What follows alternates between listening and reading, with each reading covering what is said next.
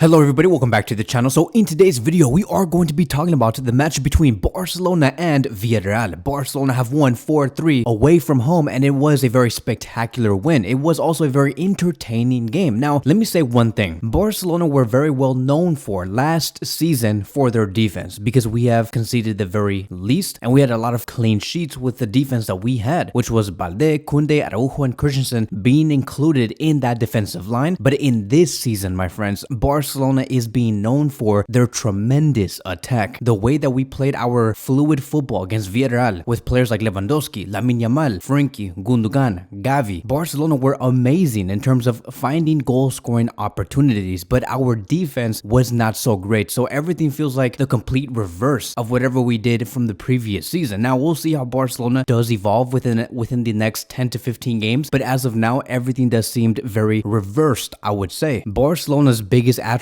right now, and what they're very well known for, is their attack, not their defense. At the end of the day, even though Barcelona won 3 points, we have conceded 3 goals. And so the absence of Araujo is being shown at the moment. We have conceded 2 goals from the same man, which was Sergi Roberto. Sergi Roberto was unable to defend the corner and also defend a through ball that led towards Villarreal scoring a total of 3 goals. And Sergi Roberto was responsible for more than half of the goals that we have conceded. And then we also saw Eric Garcia almost commit a foul inside our own box on the 94th minute that led towards Villarreal getting a potential penalty and could have made it 4-4. Like we saw Eric Garcia's body language. He's like, oh my god, no way did I made a mistake inside the box. Like if the ref saw that, he probably would have been convinced that Eric Garcia tackled the player in our own box. But we did not see that. Barcelona were able to keep the lead 4-3, and that is how we won. So we needed much more security and much more confidence. Xavi Hernandez even said after the match was over, and I quote, "After advancing 2-0, we conceded a lot of chances and drew with us because of our mistakes. After losing 3-2, we played good. The result in the end is that we won as we scored more goals. It was a good attacking game, but we have conceded a lot of goals." And I also do want to show a spider chart of how Barcelona compares with all of the other teams in La Liga. And if you look at the bottom stat here in goals conceded, Barcelona is not so different in terms of conceding goals compared to all the other teams in La Liga. We're not that far off. Now in terms of shots, possession, goals, we are superior. Like we have said, Barcelona have a tremendous attack, but in terms of conceding goals, we're almost at the exact same level of other La Liga teams. And so this is going to be a big concern for us moving forward, and we're going to have to fix that. Now in the second half is where Barcelona had the majority of their joy. Barcelona really stepped up. We had faster plays. Our focus in our passing was 100%, and thanks to Ferran Torres being included in the second half, Barcelona just looked much more dynamic. We will be talking about Ferran Torres' performance against Villarreal in a couple of minutes. But that second half performance, that is exactly how I want Barcelona to play for a full 90-minute match and for every game moving forward, is to force the errors from the opposition by pressuring them, by intercepting the ball, by bringing high intensity and regaining back the ball as soon as possible. We saw that from Barcelona in the last 45 minutes, and it was amazing to see. Our team really is growing. So even though Barcelona showed errors defensively against Villarreal, Barcelona's attack was amazing. Like I've said, Lamine Yamal was amazing. Ferran Torres was phenomenal. Frenkie de Jong was fluid. Gundogan was the organizer and looked unstoppable when it came to trying to take the ball away from him. Gundogan could not be dispossessed. So stepping away from the overall performance, I want to talk about 3 total players, which is going to be Lamine Yamal, Ferran Torres, and Frenkie de Jong. And let me start with Lamine Yamal, because I know this gets everybody very excited. I think that Barcelona do have a true gem on their hands, and there's so much that we can do and build around with Lamine Yamal. And so I do want to start with this. Xavi Hernandez, about a year and a half ago, when he first came in, he did state that he wanted to make Dembélé the best right winger in the world. But I do think that it is safe to say Xavi has received somebody better, and with a higher probability of reaching the world's best. Not even becoming the best right winger in the world, but being one of the best players in the world. Xavi has gotten someone even better. I feel like Dembélé's exit was a blessing in disguise, and Rafinha's suspension was also a blessing in disguise. Like the stars are aligning. We are starting to see the aftermath and the good from the absence of Rafinha and the exit of Dembélé. It is meant towards having one player blossom at Barcelona, which is Lamine Yamal. Every time he is on the pitch, every time he has the ball, he is always doing something that is spectacular to see from a 16-year-old player. It has also been made official that Lamine Yamal was the man of the match against Villarreal because of his effectiveness on the ball. And as you can see here on the heat map and the pass network, the majority of the plays and how Barcelona moved forward came through Lamine Yamal, who is number 27. There was a lot of absence on the left side, mainly because Alejandro Balde was not there, but I think that is the whole point. Xavi Hernandez knew that because Balde wasn't going to be there and we're going to be having absence on the left side in terms of the attack, he wanted Lamine Yamal to be that player that produced those attacking opportunities, which is why we see him as the most effective player based off the heat map and the highest player on the pitch. If we also look at the expected threats from carries, Lamine Yamal was in first place with a total of 0.10. Ansu Fati came in second place, and then we had Lewandowski coming in third. So Lamine Yamal assisted Gavi's opening goal that led towards Barcelona seeing the 1-0. He also played a part in Lewandowski's winner goal because he was dribbling through like 2 or 3 different players. He hit the post with his shot and the ball went straight to Lewandowski. And in total, if you look at the stats, he played a total of 75 minutes, had 1 assist, hit the woodwork twice, had 60 touches, 36 accurate passes, a 90% pass accurate rate, 1 key pass, 1 big chance created, 3 out of 3 successful dribbles, 1 accurate cross, 1 accurate long ball, 6 out of 10 ground duels won, 1 interception, 1 tackle, and 1 clearance. And from a 16-year-old player, my friends, this guy is not even 17 or 18. He doesn't even think, I don't even think he has a driver's license or a permit to be driving a car in Spain. So like I have said, and I said this about 4 or 5 videos ago, if you see Lamine Yamal performing like this, why make him take a step down and why put him on the bench? Why not start him? If he's doing all of these things with the ball, making through balls, looking for those overhead passes, scoring goals, providing assists, why would you want him to be on the bench? Why not start him in every game? Like, he's doing nothing bad, regardless whether he's either 9 years old, 10 years old, 15 years old, or 39 years old. If you're doing something like this and you make Barcelona's attack much better, there is no reason for that player to see the bench. Now I do want to move on towards Ferran Torres. So there was a stat coming from Opta, and Opta stated this: here are going to be the top 3 players from Barcelona that scored the most goals as a substitute in La Liga under Xavi Hernandez. Number 3 is Luke de Jong with 3. Ansu Fati is in second place with a total of 4 goals, and number 1 is Ferran Torres with a total of 5 goals. Meaning that every time Ferran Torres comes off the bench and is called by Xavi Hernandez, he goes in there and he scores goals because he's hungry, he's ambitious. We are starting to see a evolution in Ferran Torres' career. The Ferran Torres that we saw last year around March or February or in May, it is returning, my friends. And with him not even complaining about his role in the past 10 months, and the fact that he was able to make self-criticism on himself, working hard to win back the trust of his fans and his team, that is something that you have to appreciate from Ferran Torres. His ambition, his mentality, his attitude is exactly what every Barcelona player should be having if you want to succeed at this club. Ferran Torres is showing all of those qualities. And so I don't think that right now Barcelona can have a starting 11 that does not include Ferran Torres. You need to have Ferran Torres in the 11 because he makes your team much more dynamic, like I said in the beginning of the video, and much more aggressive. Ferran Torres' movement is probably the best in Barcelona because he knows exactly where to be positionally, and he gets it from Pep Guardiola at Man City, and he makes himself open all the time as the free man. And that is how Barcelona is always able to progress. Like, look at how even with Ferran Torres beating a man, finding Lewandowski, that led towards Lewandowski seeing a 1v1 against the goalkeeper. He has everything. He has everything an attacker should have at Barcelona. And you know, I never doubted Ferran Torres' quality. It's just that we knew that he had all of these things at his disposal. It's just he did not have the correct confidence to do this against other players, but now he does. So after the match was over, Ferran Torres did say this: of course, we're hoping to score and not concede goals. We tried to come back again and succeeded in winning. The interviewer also said, you celebrated with great desire. And Ferran Torres said this: yes, I'm trying to give my best and I am satisfied with how things are going. Now the results are being achieved. And most importantly, I am helping the team. I have worked very well. Often not everyone can see my invisible work. The most important thing is that I'm able to help the team. Xavi is the one who decides the starting lineup, and I just go out on the pitch to help the team as much as possible. Xavi also wanted to say a few things about Ferran Torres when the match was over, and he said this: Ferran Torres is hungry and ambitious. He wants to succeed at Barcelona and he's an example. He helps us a lot and is always there when we need him. Now moving on towards the last player, and that will be Frenkie de Jong. And so in this game against Villarreal, he did score 1 goal, provided 5 key passes, which is the most in this game, had 109 touches, had a 94% pass accurate rate, 3 out of 4 dribbles completed, and he was, I would say, the main character for Barcelona in the first half. Like, Barcelona did not have the best first half, but the player that was able to show a lot of ambition and drive and able to bring the ball forward into the final third, it was Frenkie de Jong. Frenkie de Jong was everywhere in the first 45 minutes. He was the first receiver to the one driving the ball forward in the middle of the pitch to the one seeing the ball inside the opposition's box and scoring a goal. He was everywhere. And I think that with Frenkie playing like this, it gives me a lot of excitement because it shows me that Frenkie is focused and wants to be the leader in the midfield. Like, I know that we talk about Gundogan and how he's a great organizer and he's able to switch play very fast and he's able to also find those through passes, but I think that Frenkie de Jong shows